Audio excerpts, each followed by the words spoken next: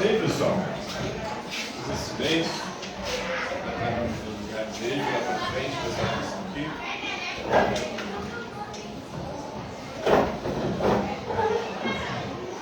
Então, na aula de hoje, vamos falar sobre um pensador, vamos chamar de filósofo político chinês, chamado Sun Yat-sen. Ele viveu na transição do século XIX para o século XX, de 1866 a 1925, vai defender o nacionalismo, ou seja, ele defendia a união chinesa, né, o amor à pátria chinesa, a unificação da China, principalmente para se defender das tentativas de controle e domínio do Ocidente. A China do século III a.C. até o século XIX foi um grande império, dominado por uma dinastia chamada dinastia Qin. Só que a partir do século XIX houve a partida da África e a partida da Ásia. E as potências ocidentais fatiaram a China, dividiram a China e começaram a ter o controle e domínio sobre a China. E aí é nesse contexto que surge o Sun Yat-sen, buscando unir a China, unir os chineses em torno desse amor à pátria, para que assim a China tivesse autonomia em relação ao Ocidente, conseguisse a sua independência, preservasse as suas tradições, mas também buscava fazer uma mescla das tradições antigas chinesas com elementos da modernidade ocidental, como a democracia e como um Estado que buscava dar assistência para o seu povo, principalmente aos mais necessitados, ao povo do campo. Ele defendia uma distribuição justa da terra, ou seja, uma reforma agrária, porque a dinastia que governou a China do século III a.C. até o século XIX era uma dinastia extremamente corrupta, que concentrou poder não só político, mas também econômico. E foi deixando principalmente a população do campo sem meios de subsistência, sem meios de poder garantir a sua sobrevivência. Por isso que ele defendia uma distribuição justa da terra, para que as pessoas, tendo acesso à terra, pudessem plantar e criar seus animais e assim garantir a sua subsistência, a sua sobrevivência. Ele defendia terra para os lavradores, espécie de reforma agrária aí. E ao defender terra para os lavradores, de alguma forma ele se identifica com o que hoje a gente chama de esquerda. Mas a gente vai ver que ao longo da história ele defendeu o nacionalismo, ele fundou o Kuomintang, que é um partido socialista, ou o Partido Nacionalista Chinês, que vai lutar contra o Partido Socialista. Vão ter atritos ali numa disputa. Eles vão ter um momento que eles vão se unir contra as potências ocidentais, mas eles acabam, na maior parte do tempo, sendo rivais. Então nós temos lá em 1842, no século XIX, o Tratado de Nanjing. Ele garantiu à Grã-Bretanha concessões comerciais na China e no porto de Hong Kong. Isso durou até 1997, até o século XX. Nesse contexto aí, nós tivemos as guerras do ópio. Vocês lembram disso na história? As guerras do ópio? Vocês lembram o que eram as guerras do ópio?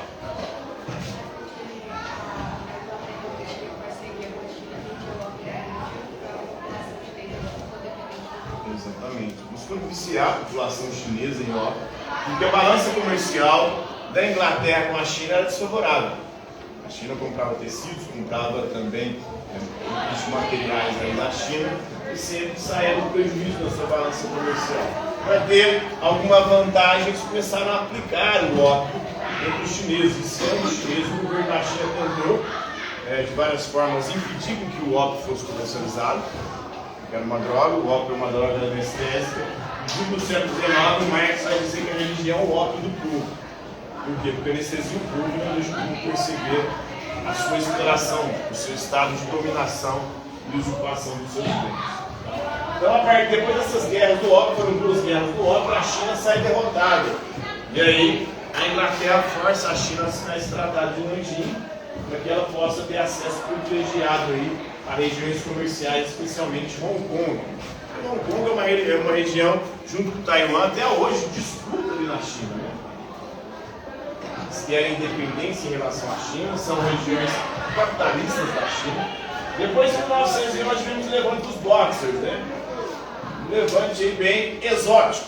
Os boxers eram boxeadores acreditavam de forma ideal, ali, no idealismo sonhador, que poderiam vencer a dominação estrangeira, o domínio estrangeiro, né, com as suas habilidades boxeadores. Claro que usavam armas também, mas eles achavam iluminados. Não tinha chance alguma contra as armas estrangeiras, né, ocidentais. Então, apesar de que foi a China que inventou a pólvora, olha só. A China inventa a pólvora, o Ocidente e a Europa dão um uso à pólvora que vai dar à Europa vantagem, que vai permitir que a Europa domine o mundo. A pólvora já existia na China desde muito antigo. Mas no início da modernidade, os ocidentais têm acesso à pólvora e passam a criar armas de fogo potentes. As armas de fogo vão permitir a Europa dominar a América, depois dominar a África, depois dominar a Ásia. Os chineses inventaram o papel, inventaram a bússola, inventaram a pólvora, e esses três instrumentos foram fundamentais para a Europa dominar o mundo. Dá para a gente ver que a China não tinha muito esse interesse de dominar o planeta. Segundo alguns estudiosos, inclusive a China que chegou primeiro na América, os chineses. Os navegadores chineses teriam chegado aqui. Nas teorias não há evidências conclusivas nesse sentido, mas provavelmente. Inclusive os povos indígenas brasileiros têm características bem similares às características mongoloides, né, da formato biológico dos mongoloides na Ásia de forma geral, porque a China, a Coreia, Japão tem essas feições, né, orientais, que nós chamamos de orientais. De 1925, então o levante dos blocos contra o domínio estrangeiro fracassou, resultando na captura de Pequim, que hoje é a capital da China, né, pela aliança das 8 nações.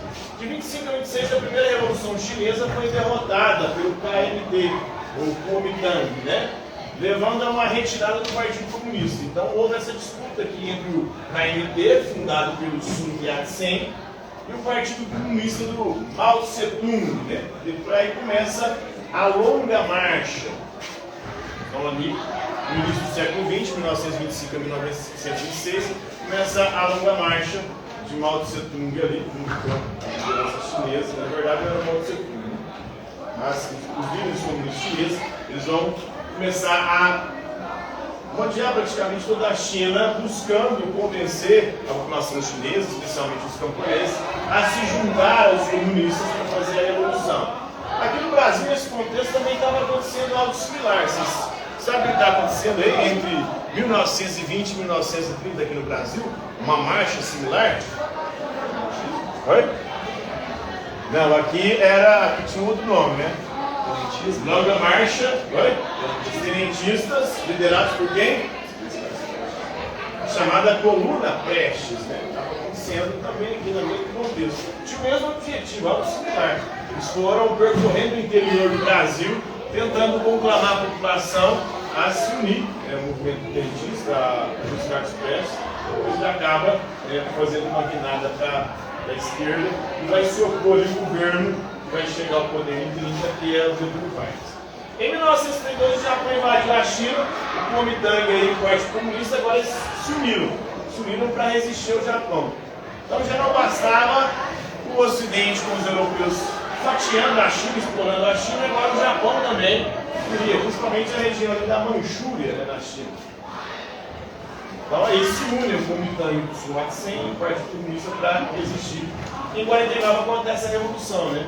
O Japão é derrotado, foi seguida uma guerra civil, aí voltam a se enfrentar o Kuomintang e o Partido Comunista, e quem vence é o Partido Comunista. Nós temos a Revolução Chinesa na China. Ela chega ao poder e desde então a China é comunista. Mas hoje a China comunista, ela pega ideais de Sun Yat-sen, ela recuperou as ideias dele, principalmente as ideias dessa economia mista. Ele defendia uma intervenção do Estado da economia, mas defendia também, principalmente, uma economia de mercado, ocidentalizada, moderna, que é o que a gente vai ver aqui. Então a China é dirigida por uma corte imperial fraca e corrupta desde o século III a.C., e depois ela passou a ser dominada por potências estrangeiras. Mas o respeito pela China como uma grande nação, como uma grande história, somada à democracia, que é algo ocidental, né? O povo no poder, E ainda o desenvolvimento econômico, a distribuição justa da terra, a intervenção do Estado para fazer essa distribuição, produzir a igualdade, levará uma China republicana moderna, era o que queria o Sun Yat-sen, né?